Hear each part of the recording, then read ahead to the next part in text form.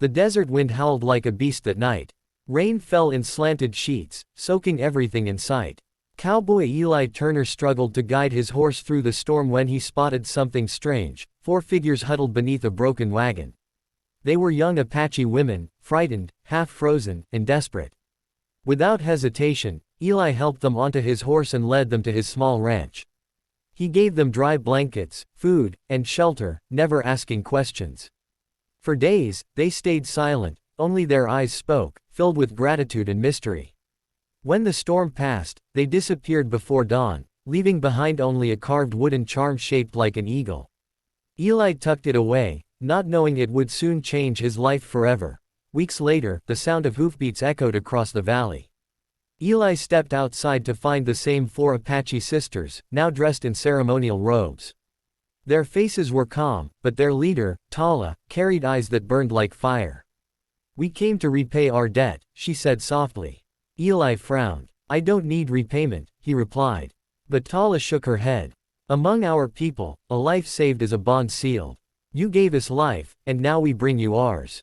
Before Eli could speak, they began unloading gifts, pelts, silver ornaments, and food.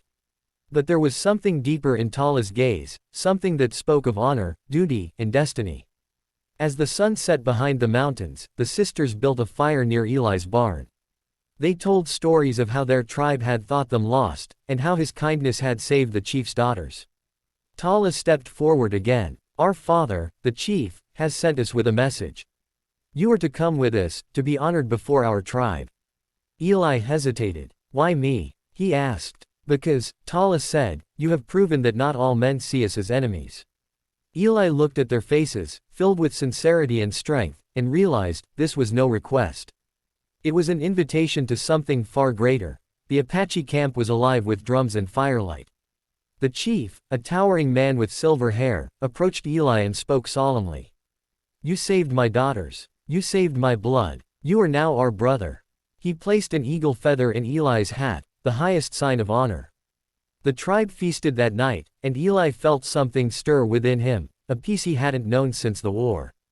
Tala smiled at him across the fire. In her eyes, there was no debt left, only understanding. Months later, Eli returned to his ranch, but everything felt different. The land seemed brighter, the air calmer. On his porch hung the wooden eagle charm, and beside it, a new carving, gifted by Tala herself, 2 hands joined beneath an eagle's wings. The Apache sisters visited often, bringing news and laughter. Eli had not just saved 4 lives, he had built a bridge between 2 worlds. And every time the wind whispered through the valley, he could almost hear Tala's words again. "You gave us life, cowboy. Now, it belongs to all of us."